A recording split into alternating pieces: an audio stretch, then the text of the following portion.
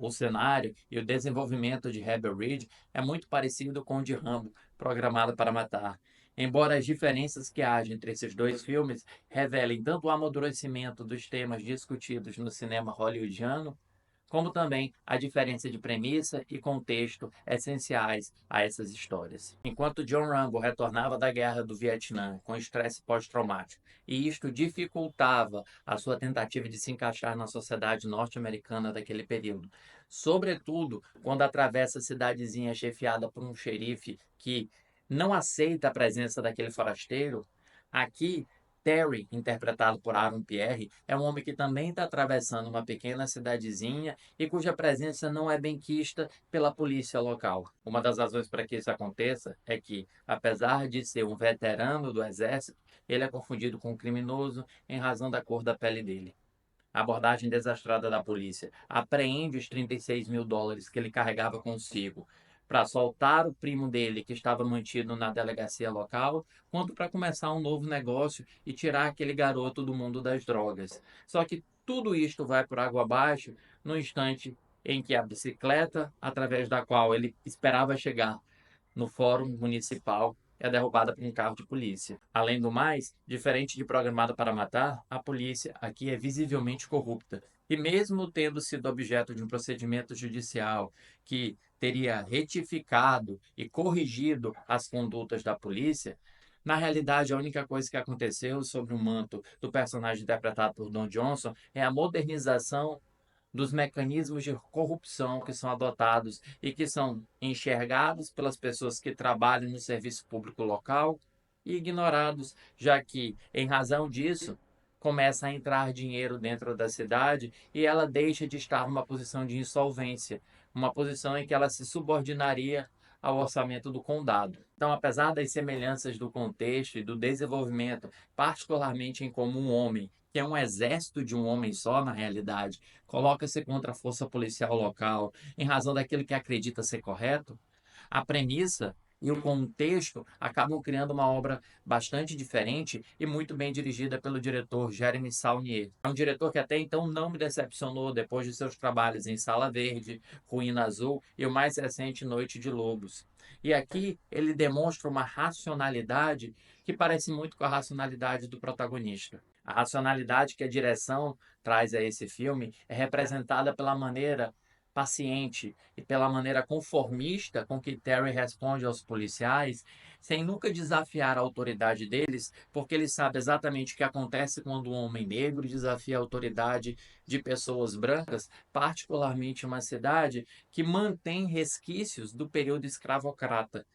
Por exemplo, a obrigatoriedade de falar sim, senhor, ou mesmo a sugestão de um linchamento para puni-lo. E a atuação de Aaron Pierre é tão boa que ela me obriga a refletir sobre como protagonistas de filmes de ação, até mais do que no cinema de terror, por exemplo, são marginalizados, são desprestigiados, já que a cada palavra de concordância desse personagem às autoridades policiais, você consegue ver o interior do ator se contorcendo, como se ele quisesse reagir, e ele pode reagir, ele tem todos os meios para reagir, mas ele não reage, porque ele sabe que é pior para si caso ele faça.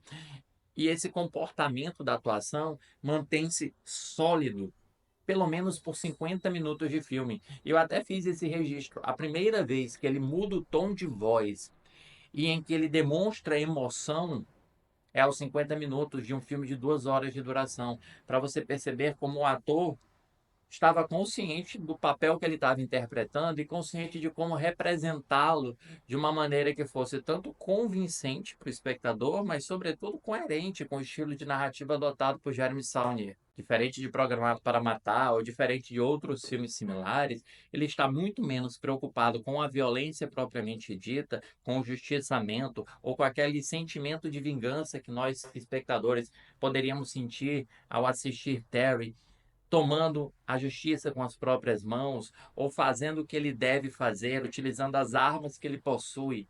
E ele é um cara que conhece tanto tática do exército quanto ele é muito bom no combate corpo a corpo.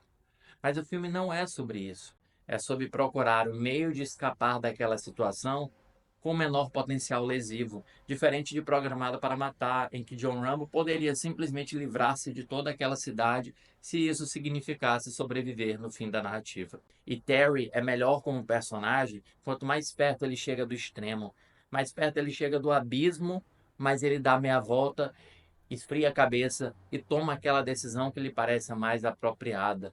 E curiosamente, isso torna a narrativa muito mais tensa do que se fosse apenas um grande banho de sangue ou um grande ato de vingança. A tensão está em nós percebermos como ele vai conseguir fazer aquilo que ele pretende fazer fora das regras do cinema de ação convencional. Como ele vai conseguir levar a polícia daquela cidade, o delegado, tem um policial específico que é um dos caras mais babacas que você vai ver no cinema neste ano. Como ele vai conseguir atuar fora das convenções tradicionais do cinema de ação? É isso que torna o filme tão especial dentro do gênero, tão rebelde dentro desse gênero, de uma maneira que só Terry é rebelde. E ao mesmo tempo interessante do início ao fim, mantendo-nos tensos, desconfortáveis, incomodados em vermos todo aquele círculo de corrupção que envolve a cidade. Dois, a atualização dos bandidos, dos criminosos, que na realidade é uma milícia montada dentro de uma cidade e uma milícia em que nem todos participam. Uma milícia em que alguns apenas abaixam a cabeça porque não podem fazer diferente.